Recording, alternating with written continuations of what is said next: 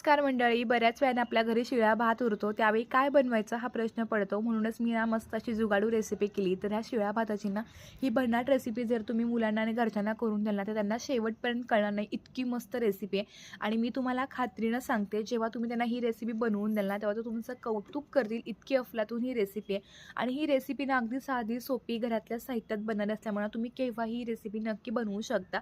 तुमच्या घरी शिळा भात उरल्यानंतर तुम्ही काय करता हेही मला कमेंट करून सांगायला विसरू नका. आणि जर तुम्हाला हा व्हिडिओ अगदी डिटेलमध्ये पाहिजे असेल, तर ह्या संबंधीची जी काही लिंक आहे ती पण मी तुम्हाला खाली दिलेली आहे. त्या लिंकवरती क्लिक करून तुम्ही हा डिटेल व्हिडिओ देखील पाहू शकता. आणि जर रेसिपी करून पाहिली तर ती कशी झाली हे मला कमेंट बॉक्समधून कळवायला विसरू नका. तुम्हाला जर माझ्या असे छोट्या-छोट्या रेसिपी पाहायला आवडत असतील, तर नक्की मला कमेंट करून सांगा. चला तर भेटू एका नवीन आणि इंटरेस्टिंग अशाच छान आणि सोप्या रेसिपीसोबत. तोपर्यंत मस्त राहा, खात राहा आणि सगळ्यात महत्त्वाचं स्वतःची देखील काळजी घेत राहा. धन्यवाद. Bye bye.